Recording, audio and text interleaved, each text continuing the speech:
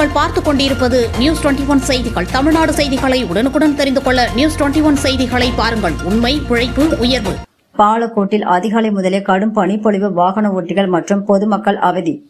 தருமபுரி மாவட்டம் பாலக்கோடு சுற்றுவட்டார பகுதியில் அதிகாலை 5 மணி முதல் காலை 8:30 மணி வரை கடுமையான பனிப்பொழிவு ஏற்பட்டுள்ளது. மேலும் 10 அடி தூரத்தில் உள்ள வாகனங்கள் கூட தெரியாத அளவிற்கு பனிமூட்டம் காணப்பட்டது. தருமபுரி மாவட்டம் அதியமான் கோட்டை முதல் ஓசூர் வரை புதிய நெடுஞ்சாலையில் இருசக்கர வாகனங்கள் மற்றும் கனரக வாகனங்களில் செல்லும் வாகன ஓட்டிகள் முகப்பு விளக்குகளை ஒளிரவிட்டபடி மெதுவாக ஊர்ந்து சென்றனர். இதனால் விவசாயிகள் மற்றும் வேலைக்கு செல்பவர்கள் குளிரில் நடுங்கியபடி சென்றனர். மேலும் விளைநிலங்களில் பனிப்பொழிவு அதிகமாக காணப்படுவதால் விவசாயிகள் சாகுபடி செய்வது பாதிப்புக்கு உள்ளாகியுள்ளது. நியூஸ் 21 செய்திகளுக்காக முனியப்பன். கடலூர் மாவட்டம் விருதாச்சலம் அடுத்த திருப்பரூர் ஊரில் பெற்றோர்களை கொண்டாடுவோம் என்ற மாநாட்டிற்கு வருகை புரிந்த முதலமைச்சர் மு.க.ஸ்டாலின் விருதாச்சலம் வழியாக வந்திருந்தார். முதல்வரை வரவேற்க சுற்றுவட்டார கிராம மக்கள் மற்றும் கட்சியினர் ஏராளமானோர் பங்கேற்ற நிலையில் முதல்வரை சந்தித்துவிட்டு வீட்டிற்கு பொதுமக்கள் அழைத்துக் கொண்டு திரும்பி சென்ற டாடா ஏசி வாகனம் இருசாலக்குப்பம் சாலையில் ஓட்டுநரின் கட்டுப்பாட்டை இழந்து விபத்துக்குள்ளானது. இதில் டாடா ஏசியில் முதல்வரை சந்தித்து சென்று வீடு திரும்பிய பழையப்பட்டினம் கிராமத்தை சென்ற 30க்கும் மேற்பட்டோர் பயணித்த நிலையில் டாடா ஏசி விபத்துக்குள்ளானதில் 18க்கும் மேற்பட்டோர் படுகாயம் அடைந்தனர். 4 பேர் தீவிர சிகிச்சையில் இருந்த நிலையில் ஒருவர் தற்போது உயிரிழந்த சம்பவம் பகுதியில் பெரும் பரபரப்பை ஏற்படுத்தி வருகிறது. படுகாயம் அடைந்தபோது மக்களை 108 ஆம்புலன்ஸில் உதவி மூலம் விருதாச்சலம் அரசு மருத்துவமனைக்கு கொண்டு சென்று அவர்களுக்கு சிகிச்சை அளிக்கப்பட்டு வருகிறது. சிகிச்சை பெற்று வரும் கட்சி நிர்வாகிகள் மற்றும் பொதுமக்களை பிரகாசம் சட்டமன்ற உறுப்பினர் எம்.ஆர். ராதாகிருஷ்ணன் மற்றும் நகரமன்ற தலைவர் டாக்டர் சங்கவி முருகதாஸ் மற்றும் கட்சி நிர்வாகிகள் நேரில் சென்று ஆறுதல் கூறி வருகின்றனர். மேலும் இதுகுறித்து மங்களம்படை காவல்துறையினர் வழக்கு பதிவு செய்து விசாரணை மேற்கொண்டு வருகின்றனர். முதல்வரை சந்தித்துவிட்டு மீண்டும் வீடு திரும்பிய போது மக்களுக்கு ஏற்பட்ட விபத்து அப்பகுதியில் பெரும் பரபரப்பு பதற்றத்தில் ஏற்பட்டது. நியூஸ் 21 செய்திகளுக்காக கடலூர் செய்தியாளர் முருகானந்தம். சித்தையன்கோட்டை பேரூராட்சி பகுதியில் திமுக சார்பில் இந்தி திணிப்பை என்றும் எதிர்ப்போம் துண்டு பிரசுரம் விநியோகம். மத்திய அரசின் முன்னோடி கொள்கையை தமிழக அரசு கடுமையாக எதிர்த்து வரும் நிலையில் புதிய கல்விக் கொள்கை மற்றும் மும்மொழி கொள்கையை தமிழக அரசு ஏற்க மறுக்கிறது. அதனால் தமிழ்நாட்டிற்கு நிதி தர முடியாது என மத்திய அமைச்சர் தர்மேந்திர பிரதான் கூறியிருந்தார். இதையடுத்து மத்திய அமைச்சர் பேச்சுக்கு தமிழ்நாடு முதலமைச்சர் மு.க.ஸ்டாலின் உள்ளிட்ட அரசியல் கட்சி தலைவர்கள், எம்பிக்கள் தங்களது கடும் கண்டனங்களை தெரிவித்து வருகின்றனர். தொடர்ந்து மத்திய அமைச்சரின் இந்த கருத்துக்கு எதிர்ப்பு தெரிவித்து தமிழகத்தில் திமுக, காங்கிரஸ், மதிமுக உள்ளிட்ட இந்திய கூட்டணி கட்சிகள் கடும் கண்டன ஆர்ப்பாட்டத்தில் ஈடுபட்டு வருகின்றனர். அதன் ஒரு பகுதியாக திண்டுக்கல் மாவட்டம் ஆத்தூர் ஒன்றியத்துக்குட்பட்ட சித்தையன்கோட்டை பேரூராட்சி பகுதியில் நகர செயலாளர் சக்திவேல் தலைமையில் ஒன்றிய பாஜக அரசின் இந்தி திணிப்பை என்றும் எதிர்ப்போம் என்று அச்சிடப்பட்ட வால் போஸ்டர்களை ஒட்டப்பட்டு துண்டு பிரசுரங்கள் விநியோகிக்கப்பட்டது. இந்நிகழ்ச்சியில் திமுக மாவட்ட பிரதிநிதி சவுந்தரபாண்டியன், மாவட்ட சிறுபான்மை அணி அமைப்பாளர் முகமது ரஃபீக் உட்பட திமுக நிர்வாகிகள், தொண்டர்கள் பலர் கலந்து கொண்டனர். நியூஸ் 21 செய்திகளுக்காக திண்டுக்கல் ஆத்தூர் செய்தியாளர் B.S. பக்ருதீன். இந்தி திணிப்பை ஏற்க முடியாது முன்னாள் அமைச்சர். தேனி மாவட்டம் பெரியகுளம் மதுராபுரி பகுதியில் இன்று நடைபெற்ற விழாவில் கலந்து கொண்ட முன்னாள் அமைச்சர் திண்டுக்கல் ஸ்ரீனிவாசன் செய்தியாளர் சந்திப்பு நடத்தினார்.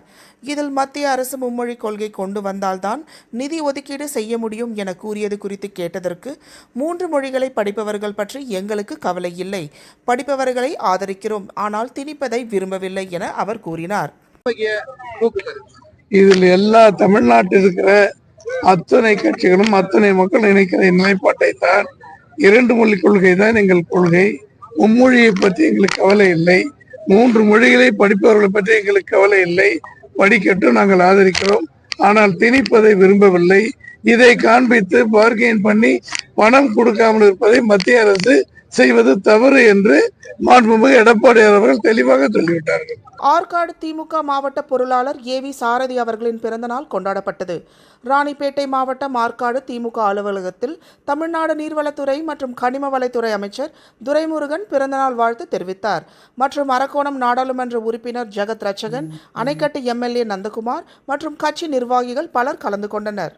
தென்காசி மாவட்டம் செங்கோட்டையில் தமிழ்நாடு முதலமைச்சர் ஜெயலலிதா 77வது பிறந்த தினத்தை முன்னிட்டு தென்காசி வடக்கு மாவட்ட செயலாளர் சே. கிருஷ்ணமுரளி என்ற குட்டியப்பா செங்கோட்டை தாலுகா அலுவலகம் முன்பு அன்னாரது திருவுருவ படத்திற்கு மாலை அணிவித்து மரியாதை செலுத்தி பொதுமக்களுக்கு அன்னதானம் வழங்கினார்.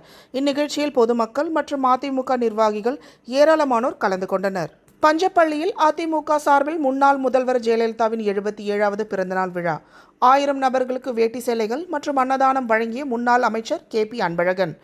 தருமபுரி மாவட்டம் பஞ்சப்பள்ளி பேருந்து நிலையம் முன்பு அதிமுக சார்பில் முன்னாள் முதல்வர் ஜெயலலிதா அவர்களின் பிறந்தநாள் ஒருங்கிணைந்த ஒன்றிய பாசறை இளைஞர் அணி செயலாளர் சரவணன் அவர்களின் தலைமையில் வெகு விமர்சையாக நடைபெற்றது.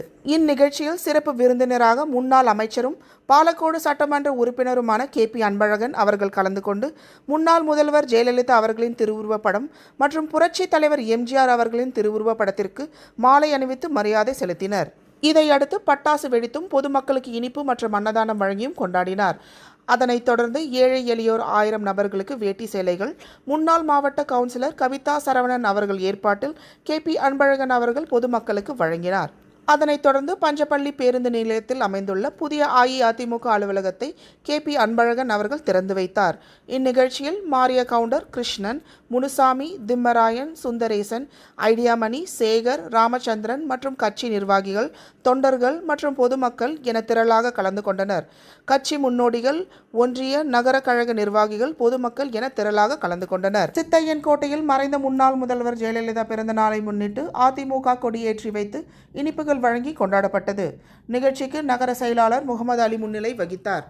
ஆத்தூர் மேற்கு ஒன்றிய மாணவர் அணி செயலாளர் முகமது ஹாஜியார், ஆத்தூர் மேற்கு ஒன்றிய சிறுபான்மையினர் அணி செயலாளர் முகமது அலி ஜின்னா, அஇஅதிமுக மாவட்ட ஒன்றிய கிளை பொறுப்பாளர்கள், முன்னணி தொண்டர்கள் ஏராளமானோர் கலந்து கொண்டனர். நியூஸ் 21 செய்திகளுக்காக திண்டுக்கல் ஆத்தூர் செய்தியாளர் BS பக்ருதீன். அம்மாவுடைய ஆட்சி, அதுக்கு முன்னாடி வந்த தலைவர் பொதுச் செயலாளர் எடப்பாடியுடைய ஆட்சி தமிழகத்துடைய பொற்கால ஆட்சி தான். மாணவர்களுக்கு, பொதுமக்களுக்கு லேப்டாப் கொடுத்தாங்க, தாலிக்கு தங்கம் கொடுத்தாங்க, திருமண உதவி திட்டம் தந்தாங்க, பள்ளிக்கு தேவையான அத்தனை உபகரணம் கொடுத்தாங்க, பொதுமக்களுக்கு நியாய விலை கடையில் இலவச அரிசி கொண்டு வந்தாங்க, பொங்கல் போட 2000 ரூபா பணம் கொடுத்தாங்க, விவசாய கடன் தள்ளுபடி பண்ணாங்க, அத்தனை அம்மா உணவகம் தந்தாங்க, அம்மா மருந்தகம் தந்தாங்க, மினி கிளினிக் தந்தாங்க. அத்தனை திட்டங்களும் மாண்புமிகு எடப்பாடியார் அவர்கள் சிறப்பாக செய்து கொடுத்தாங்க. ஒரு தமிழக முதல்வரோட ஆட்சியிலே 2 முறை விவசாய கடன் தள்ளுபடி பண்ணது எடப்பாடியோட ஆட்சி தான் பண்ணாங்க. இப்போ இருக்க முதல்வர் அவர்கள் எந்த ஒரு மக்கள் நலத்திட்டமும் செய்யலை. 528 வாக்குறுதி போலியான வாக்குறுதியை கொடுத்துட்டு எந்த வாக்குறுதியும் நிறைவேற்றலை. இப்போ பார்த்தீங்கன்னா சட்ட ஒழுங்கு சந்திச்சு எங்கே பார்த்தாலும் பாலியல் தொந்தரவு, பள்ளி குழந்தைகள் முதல்ல 18 வயசு முதல் கொண்டு 68 வயசு வரைக்கும் இருக்கிற பிள்ளை அத்தனை பிள்ளைகளுடைய வாழ்க்கையை சீரழிக்கிறாங்க. காவல்துறை தன்னுடைய கையில் கட்டுக்கிறாங்கன்னு சொல்லி அவங்களே ஸ்டேட்மெண்ட் கொடுக்குறாங்க. எங்கே பார்த்தாலும் அனைங்கனமும் கொலை நடந்துட்டு இருக்கு.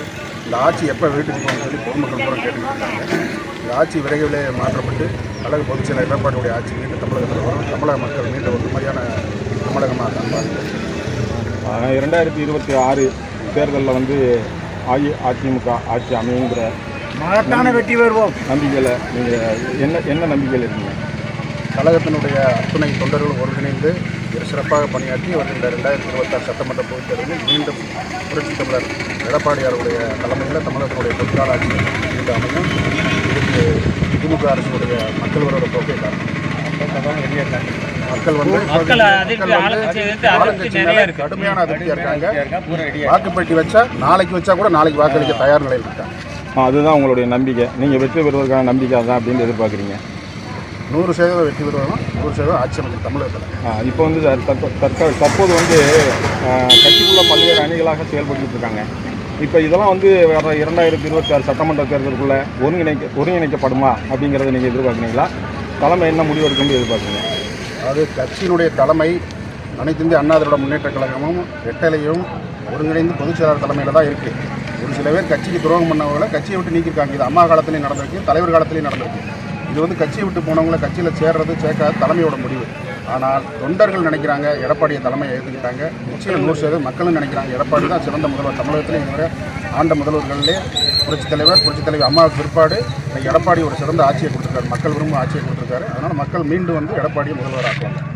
நன்றி சார். நியூஸ் 21 செய்திகளுக்காக நிருபருங்கிற முறையில் எங்களுடைய செய்தியோட உங்களுடைய கருத்துக்களை பகிர்ந்துக்கிறதுக்கு உங்களுக்கு நன்றி தெரிவித்துள்ளோம். நன்றி. திண்டுக்கல் மாவட்ட ஆட்சியர் அலுவலகம் அருகே அனைத்திந்திய ஜனநாயக மாதர் சங்கம் திண்டுக்கல் மாநகரம் சார்பாக இலவச வீட்டுமனை பட்டா வேண்டி ஆர்ப்பாட்டம். திண்டுக்கல் மாநகர் அனைத்திந்திய ஜனநாயக மாதர் சங்க பொறுப்பாளர் சோபா திலகம் தலைமையில் சுமார் 100க்கும் மேற்பட்டோர் கலந்து கொண்டு மாவட்ட ஆட்சியர் அலுவலகம் அருகே இலவச வீட்டுமனை பட்டா வேண்டி கோஷங்களை எழுப்பி ஆர்ப்பாட்டத்தில் ஈடுபட்டனர். அதன் பின்பு மாவட்ட ஆட்சியரிடம் இலவச வீட்டுமனை பட்டா வேண்டி மனு கொடுத்தனர். நியூஸ் 21 செய்திகளுக்காக திண்டுக்கல் மாவட்ட ஒளிப்பதிவாளர் பி. அப்பாஸ். பெரியகுளம் கர்ப்பிணி பெண்களுக்கு சமுதாய வளைகாப்பு. தேனி மாவட்டம் சமூக நலன் மற்றும் மகளிர் உரிமைத்துறை சார்பாக பெரியகுளத்தில் உள்ள தனியார் திருமண மண்டபத்தில் ஒருங்கிணைந்த குழந்தை வளர்ச்சி பணிகள் திட்டம் மூலம் சமுதாய வளைகாப்பு விழா நடைபெற்றது. இந்த விழாவின் போது பெரியகுளம் பகுதியில் உள்ள ஏழை தாய்மார்களுக்கு இலவசமாக வளைகாப்பு நிகழ்ச்சிகள் நடத்த ஏற்பாடு செய்யப்பட்டு கர்ப்பிணி பெண்களுக்கு தாய் வீட்டு சீதனமாக அரசு சார்பில் வளையல்கள், பட்டு புடவைகள், பழங்கள், உணவுகள் வழங்கப்பட்டன. இதில் சுமார் 100க்கும் மேற்பட்ட கர்ப்பிணி பெண்கள் கலந்து கொண்டனர். நிகழ்ச்சி ஏற்பாடுகளை சமூக நலத்துறை அதிகாரிகள் செய்திருந்தனர்.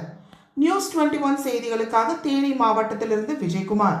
கொடைக்கானலில் 3000 ஆண்டுகளுக்கு மேலாக பழமை வாய்ந்த பூம்பாறை குழந்தை வேலப்பர் கோவில் திருத்தேரோட்டம் விழா வெகு விமர்சையாக நடைபெற்றது. பல்லாயிரக்கணக்கான மேற்பட்ட பக்தர்கள் கலந்து கொண்டு கோஷங்கள் முழங்க அரோகர பக்தி பரவசத்துடன் தேரை இழுத்து குழந்தை வேலப்பரை சாமி தரிசனம் செய்தனர். வணக்கம். இன்று பூம்பாறை குழந்தை வேலப்பர் கோயில் 3000 வருஷம் பழமையான கோயில் இன்னைக்கு தேரோட்ட பவனி. அந்த தேரோட்ட பவனி தான் இப்ப நடந்துகிட்டு இருக்கு. இது ரொம்ப விசேஷமான கோயில். பழையான மக்கள்கள் கலந்துக்கிற கோயில். இந்த கோயிலை தான் இப்ப நம்ம பார்த்துக்கிட்டு இருக்கோம். மலைகளின் இளவரசி என்று அழைக்கப்படும் கொடைக்கானலில் பழனி தண்டாயுதபாணி கோயிலில் உப கோயிலான 3000 ஆண்டுகளுக்கும் மேலாக பழமை வாய்ந்த குழந்தை வேலப்பர் கோவில் பூம்பாறையில் அமைந்துள்ளது.